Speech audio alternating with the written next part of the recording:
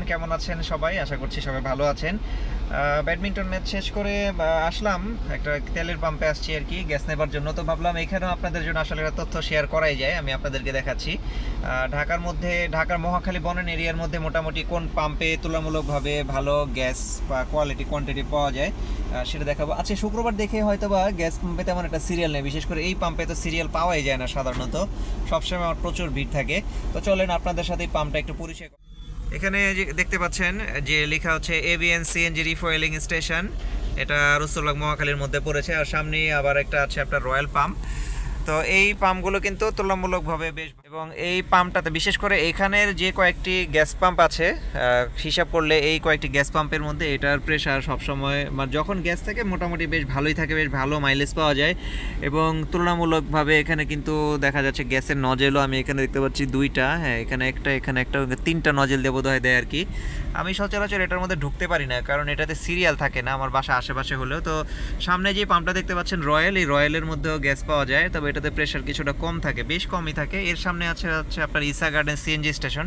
তো ঈসা garden CNG স্টেশনে কিন্তু মোটামুটি বেশ ভালোই প্রেশার থাকে। বাট এই এবিএন যেটা আমি আবার একটু দেখাই, এবিএন সিএনজি রিফুয়েলিং স্টেশন, এটাতে কিন্তু বেশ ভালো গ্যাস পাবেন। আমি যদি একটু আপনাদেরকে হিসেব দেই, মানে ধরেন আপনি, আমার গাড়ির হিসেব দিই, ধরেন আপনি যদি 110 গাড়ি থাকে, মানে ইএফআই ইঞ্জিনের গাড়ি থাকে, তাহলে সেই ক্ষেত্রে দেখা যাবে যে আপনি জিরো থেকে এখানে যদি ফুল প্রেশারে গ্যাস থাকে, 220 পিএসআই প্রেশারে যদি গ্যাস থাকে, তাহলে সেই ক্ষেত্রে দেখা যাবে যে মোটামুটি আপনি 680 টাকা বা 700 টাকা ঢুকতে পারে আর কি।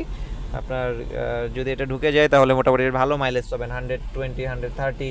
এবং আমি ঢাকা চিটাগাঙে মোটামুটি 155-60 পেয়েছিলাম। ওটা হাইওয়ের কথা আলাদা, জামালপুরে 140 45 50 অনায়াসে পাওয়া যায় ইএফআইতে।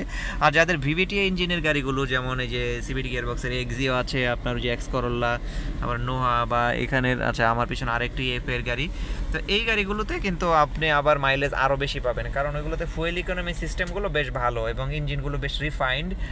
তো রাইড শেয়ার করার জন্য বেশ অনেকেই জিজ্ঞাসা করেন যে আসলে কোন গাড়িগুলো বেটার। আসলে সব গাড়িগুলোই ভালো। পার্থক্যটা হয় কোথায়? পার্থক্যটা হয় আপনার গাড়িতে গ্যাস তেল কোনটাতে সেভিংস হচ্ছে। আপনি যত ভালো সেভিংস হবে আপনার, আচ্ছা অনেকে মেসেজ দিচ্ছেন মূলত, যেহেতু সেল পোস্ট দেওয়া ছিল। তো আলহামদুলিল্লাহ একটু এই প্রসঙ্গে চলে যায়, আমাদের যে জাহিদ ভাই, অনেকে চিনেন জাহিদ ভাই এবং সাইফুল ভাই, ওনারা আমার এই গাড়িটা নিয়ে নিয়েছেন আলহামদুলিল্লাহ। তো আশা করি সোমবার বা মঙ্গলবার ওনারা এটা ডেলিভারি নিয়ে যাবে। তো আজকে এই গাড়িটা ওয়াশ টাশ করে রাখছিলাম, যেহেতু খেলতে যাব বাইরে, ময়লা পরিচ্ছন্ন গাড়ি নিয়ে আসলে বের হতে ইচ্ছা করে না। এটা গাড়ির স্টক সিট, মাশাল্লাহ অনেক মায়া এই গাড়িটার সাথে। এবং অনেকে যেটা স্টিয়ারিংয়ের কাভার দিয়ে চালা, আমি কখনো স্টিয়ারিং কাভার ইউজ করি নাই, আমি রিয়েল ফিল্ডেই নিছি গাড়িটার আলহামদুলিল্লাহ। বেশ অনেক মেমোরিজ, এই প্রত্যেকটা জায়গায় টাচ এবং নিট অ্যান্ড ক্লিন। এবং গাড়ির কিন্তু একটা নামও আছে, এখানে দেখতে পাচ্ছেন যে ক্যাসপার লেখা, এটা কিন্তু আমার ছোটো বোনের তৈরি করে দেওয়া, সে ঢাকা ইউনিভার্সিটিতে পড়ে, ফাইন আর্টসে। তো এটা সে আমাকে তৈরি করে দিয়েছিল হ্যান্ডক্রাফট প্রোডাক্টটা। চিরচরিত মাই রোমান্সের পারফিউমটা যদিও শেষ, ব্যাডমিন্টনের জিনিসপত্রগুলো এখানে সব সাজানো গোছানো এগুলো থাকে। আমার কম্পার্টমেন্টের মধ্যে তেমন কিছু থাকে না, এগুলো ফাঁকাই থাকে, আমি হেভি জিনিস কিছুই রাখি না, এই জায়গাগুলো নিট অ্যান্ড ক্লিন। অন্য প্রসঙ্গে চলে গেলাম, হ্যাঁ একটু দেখা যায় নস্টালজিক হয়ে যাচ্ছি, নস্টালজিক হয়ে যাচ্ছি। এখানে কিছু টাকা পয়সা কিছু নাই লিমিটেড এক্সপ্রেসওয়ের টোলের ব্যাপার স্যাপার। তো এখানে বেশ কিছু চেক বাতি জ্বলা আছে, তারপরেও গাড়িতে কোনো প্রবলেম নেই ইঞ্জিন রিলেটেড। এখানে তেলের বাতিরে তেল ভরলেও এটা থাকে, এটা কি ইস্যুতে জানি না, এটা হয়তো রিসেট দিলে ঠিক হয়ে যেতে পারে। তো এগুলো কোনো প্রবলেম না আসলে এই গাড়িগুলোতে, মানে এই পুরোনো আমলের যে এই গাড়িগুলোতে আপনি অনেক চেক বাতি এগুলো নিয়ে চালাতে পারবেন, এগুলো নিয়ে কোনো প্রবলেম হয় না। রাস্তা ফাঁকা ছিল তো টাইনে আসছি, ইঞ্জিনের রেডিয়েটরের সাইনটাও দেখা যাচ্ছে এখনো ঠিকঠাক আছে আলহামদুলিল্লাহ। ওভারড্রাইভ মোড এখনও অ্যাক্টিভ।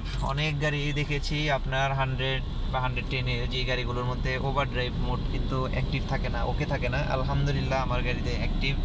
আমি আবার একটু দেখাই, এখানে দেখতে পাচ্ছেন যে ওডি লেখা, যেটা এই যে বাটন দিলে অন হয়ে যাচ্ছে, মানে 4 নাম্বার গিয়ারে শিফট হবে। আবার যদি আমি বাটন দিয়ে এটাকে আনার চেষ্টা, আচ্ছা থামা অবস্থায় হবে না, এটা কিন্তু আপনাকে ড্রাইভ করা অবস্থায় করতে হয়, থামা অবস্থায় করলে অনেকবার শিফট করতে হয়।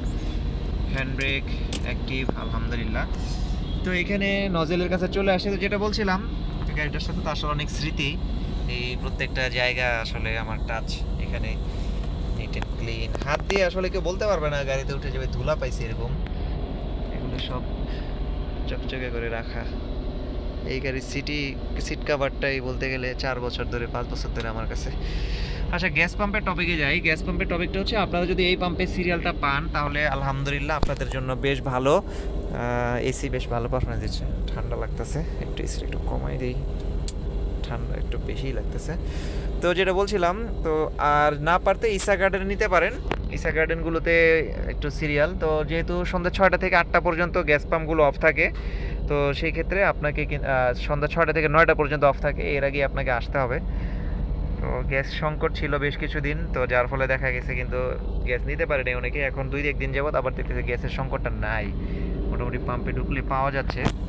আচ্ছা, আমার হুডটাকে উঠানো হয়েছে, উঠানো হয়েছে। তো এই আর কি, ভিডিও তেমন আসলে ভ্যারিয়েশন কিছু নাই। আজকেই কথা হইলো, আজকে কী বার? আজকে হচ্ছে আপনার শুক্রবার। আলহামদুলিল্লাহ শুক্রবার জাহিদ ভাই কাজ শেষ করে উনি কিন্তু সেই দিন একটা গাড়ি কিনছে, বুঝি না লোকটার কাণ্ড।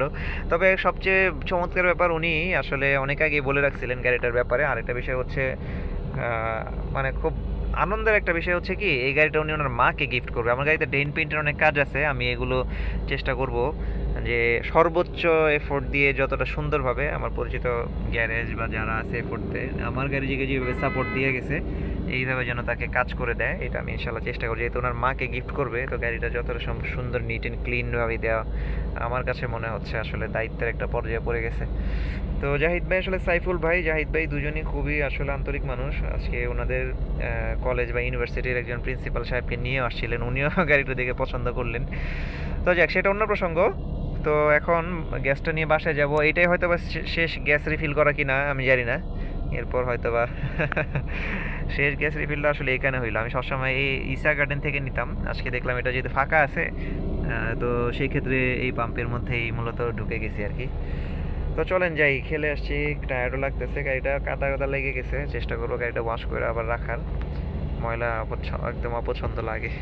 ভালো থাকেন সবাই, দোয়া করবেন আমার জন্য। আসসালামু আলাইকুম। তো বিউটিফুল পিপল, আপনাদেরকে আজকে খুব বিউটিফুল একটা পেজের সাথে পরিচয় করে দিতে চাচ্ছি। এটা হচ্ছে আমার স্বয়ং বড় আপুর পেজ, কারুপল্লী নাম দেখতে পাচ্ছেন। এটা ডিসক্রিপশন বক্সে লিঙ্ক পেয়ে যাবেন। মূলত অনেক আপুরাও এই ভিডিওগুলো দেখেন, আমি দেখেছি আমার অ্যানালাইটিক্সগুলো সার্চ করে।